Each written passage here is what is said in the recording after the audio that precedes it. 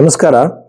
ನೋಡಿ, ಈ ಒಂದು ರಾಶಿ ಭವಿಷ್ಯದ ಬಗ್ಗೆ ನಾವು ನೋಡೋದಕ್ಕಿಂತ ಮುಂಚೆ ಕೆಲವು ವಿಚಾರಗಳನ್ನು ಜನಗಳಿಗೆ ಹೇಳಬೇಕು. ಜ್ಯೋತಿಷದಲ್ಲಿ ನ್ಯೂಮರಾಲಜಿ ಇಲ್ಲ. ನಿಮಗೆ ನಿಮ್ಮ ಮೊಬೈಲ್ ನಂಬರ್ ಚೇಂಜ್ ಮಾಡ್ಕೊಳ್ಳುವಂತದ್ದು, ನೀವು ಈ ತರ ಕಲರ್ ಬಟ್ಟೆ ಹಾಕೋಬೇಕು ಅಂತ ಕಲರ್ ರೆಮಿಡಿಗಳು, ಅದ್ರ ಜೊತೆಯಲ್ಲಿ ಕಾಸ್ಟ್ಲಿ ಜೆಮ್ ಸ್ಟೋನ್ಗಳು, ಕಾಸ್ಟ್ಲಿ ಪೂಜೆಗಳು ಯಾವುದು ಜ್ಯೋತಿಷದಲ್ಲಿ ಇಲ್ಲ.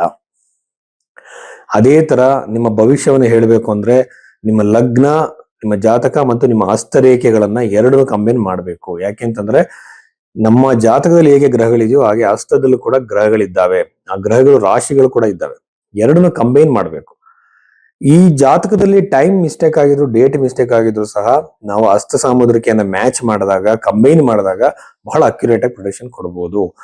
ನೀವು ಮದುವೆ ಯಾವಾಗ ಆಗುತ್ತೆ ಅಂತ ಕೇಳಿದಾಗ ಜಾತಕದಲ್ಲೂ ಅದು ಕನ್ಫರ್ಮ್ ಆಗಿ, ಹಸ್ತರೇಖೆಯಲ್ಲೂ ಕನ್ಫರ್ಮ್ ಆಗಿ, ಪ್ರಶ್ನೆ ಶಾಸ್ತ್ರದಲ್ಲೂ ಕನ್ಫರ್ಮ್ ಆಗ್ಬೇಕು.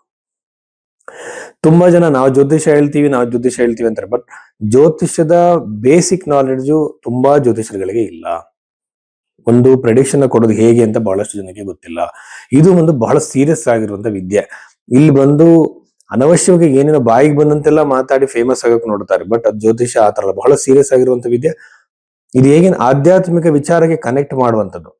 ನಿಮ್ಮ ಜೀವನ ಯಾವ ಹಂತದಲ್ಲಿ ಹೋಗ್ತಾ ಇದೆ ಆಧ್ಯಾತ್ಮಿಕ ವಿಚಾರ ಕಂಡುಹಿಡಿಯೋದಕ್ಕೋಸ್ಕರ ಋಷಿಗಳು ಕಂಡುಹಿಡಿದಿರುವಂತಹ ಒಂದು ವಿದ್ಯೆ. ಸೊ ಹಾಗಾಗಿ ಈ ರೀತಿಯಲ್ಲಿ ಸೈಂಟಿಫಿಕ್ ಆಗಿ ನೋಡಿದಾಗ ಮಾತ್ರ ನಿಮ್ಮ ಪ್ರೆಡಿಕ್ಷನ್ ನಿಜ ಆಗುತ್ತೆ. ಸುಮ್ಮನೆ ರಾಶಿಯಿಂದ, ಸುಮ್ಮನೆ ನೀವು ಹುಟ್ಟಿರೋ ಡೇಟ್ ಇಂದ ಯಾವುದು ಗೊತ್ತಾಗಲ್ಲ. ಸೊ ಇದನ್ನ ತಿಳ್ಕೊಳ್ಳಿ. ಭೈರವಿ ಅಷ್ಟೋದಲ್ಲಿ ಈ ರೀತಿ ಹಸ್ತರೇಖೆ ಮತ್ತು ಜಾತಕ ಎರಡನ್ನು ಕಂಬೈನ್ ಮಾಡಿ ನೋಡೋದಕ್ಕೆ ನೀವು ಕನ್ಸಲ್ಟೇಷನ್ ಬುಕ್ ಮಾಡಿ. ಸಿಂಹ ರಾಶಿ 2026 ಜುಲೈ ತಿಂಗಳ ಈ ವಾರ ಫಲದಲ್ಲಿ ನಾವು ನೋಡೋದಾದ್ರೆ ಸಿಂಹ ರಾಶಿಯಲ್ಲಿ ಜನಿಸಿದಂತವರಿಗೆ ಬಹಳ ಮುಖ್ಯವಾಗಿ ನನಗೆ ಅನಿಸುವಂತದ್ದು, ಕೇತು ಗ್ರಹ ಈ ರಾಶಿಯಲ್ಲಿ ಇರುವಂತದ್ದು ಸಿಂಹ ರಾಶಿಯವರಿಗೆ ಇದು ಬಂದು ವೈವಾಹಿಕ ಜೀವನದಲ್ಲಿ ಕಿರಿಕಿರಿಗಳನ್ನ 100% ಉಂಟು ಮಾಡುತ್ತೆ. ಯಾಕೆಂತಂದ್ರೆ ರಾಹು ಸಪ್ತಮದಲ್ಲಿ, ಕೇತು ರಾಶಿಯಲ್ಲಿ, ಶುಕ್ರ ಗ್ರಹ ಕೂಡ ಕೇತುವಿಂದ ಹಾಳಾಗಿರುವಂತದ್ದು, ಅಫ್ಲಿಕ್ಟೆಡ್ ಅಂತ ನಾವೇನ್ ಕರಿತೀವಿ. ಇದು ಒಳ್ಳೆಯದಲ್ಲ. ಇದರಿಂದ ಏನಾಗತ್ತೆ, ವೈವಾಹಿಕ ಜೀವನದಲ್ಲಿ ಕಿರಿಕಿರಿ, ಗಂಡ ಹೆಂಡತಿ ಮಧ್ಯೆ ಜಗಳಗಳು, ಅನವಶ್ಯಕವಾಗಿ ದೂರ ಆಗುವಂಥದ್ದು, ಚೆನ್ನಾಗಿದ್ದಂಥವ್ರೆ ವೈಮನಸ್ ಮಾಡ್ಕೊಂಡು ದೂರ ಹೋಗುವಂಥದ್ದು, ಇಷ್ಟು ವರ್ಷ ಸಂಸಾರ ಮಾಡಿದ್ರು ಸರ್ ಈಗ ಕಿರಿಕಿರಿ ಮಾಡ್ಕೊಂಡು ದೂರ ಹೋಗ್ತಿದ್ದಾರೆ ಅನ್ನುವಂಥದ್ದು, ಕೋರ್ಟ್ ಕಚೇರಿಗಳಿಗೆ ಹೋಗುವಂಥದ್ದು, ತವ್ರ ಮನೆಗೆ ಹೋಗಿ ಸೇರ್ಕೊಳ್ತಾರೆ, ಎಷ್ಟು ಕರೆದು ಬರೋದಿಲ್ಲ, ಅಥವಾ ಗಂಡ ಮನೆ ಬಿಟ್ಟು ಹೋಗ್ತಾರೆ, ಅವರು ಎಲ್ಲಿದ್ದಾರೆ ಅಂತಾನೆ ಗೊತ್ತಾಗೋದಿಲ್ಲ. ಈ ತರ ನಾನಾ ತರದ ಸಮಸ್ಯೆಗಳು ಈ ಸಿಂಹರಾಶಿ ಜನಿಸಿದವರಿಗೆ ಆಗುತ್ತೆ. ಎಲ್ರಿಗೂ ಆಗತ್ತ ಅಂದ್ರೆ 100% ಆತರ ಆಗಲ್ಲ.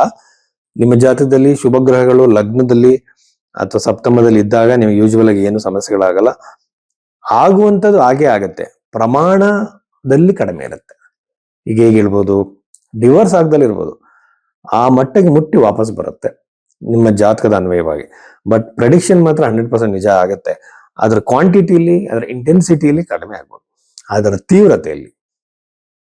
ಹಾಗಾಗಿ ನಿಮ್ಮ ಮನಸ್ಸನ್ನ ಕಂಟ್ರೋಲ್ ಇಟ್ಕೊಂಡು ಸಂಯಮದಿಂದ ನೀವು ವರ್ತಿಸಬೇಕಾಗತ್ತೆ.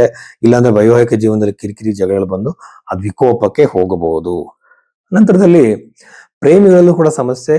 ಎರಡನೇ ಮದುವೆಗೆ ನೀವು ಹುಡುಕಾಟ ಮಾಡುವಾಗ ಎರಡನೇ ಮದುವೆಯಲ್ಲೂ ಕೂಡ ನಿಮಗೆ ಸಮಸ್ಯೆಗಳಾಗ್ಬೋದು.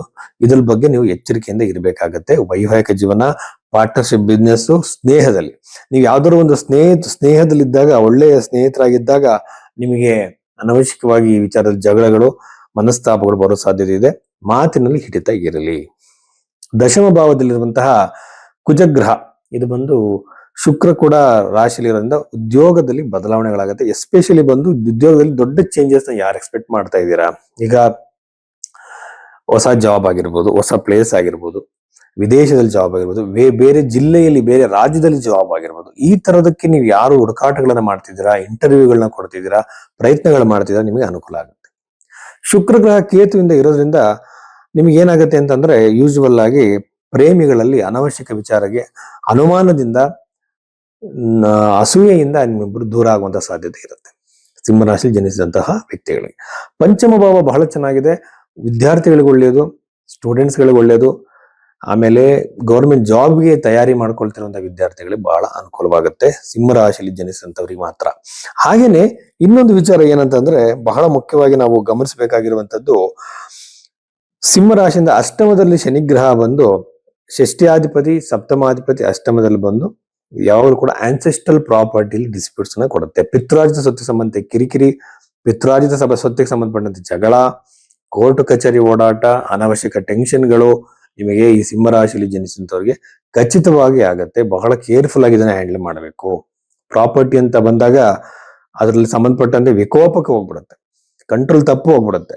ಅಲ್ಲಿ ತನಕ ಹೋಗ್ಬಿಡಬೇಡಿ. ನಿಮ್ಮ ಕಂಟ್ರೋಲ್ ಅಲ್ಲೇ ಎಲ್ಲವೂ ಕೂಡ ಇರ್ಲಿ. ಅದ್ರ ಕಡೆ ಸ್ವಲ್ಪ ಸಮಾಧಾನ ಚಿತ್ತದಿಂದ ಈ ಪ್ರಾಪರ್ಟಿ ಡಿಸ್ಪ್ಯೂಟ್ಗಳನ್ನ ನೀವು ಬಗೆಹರಿಸಬೇಕಾಗತ್ತೆ.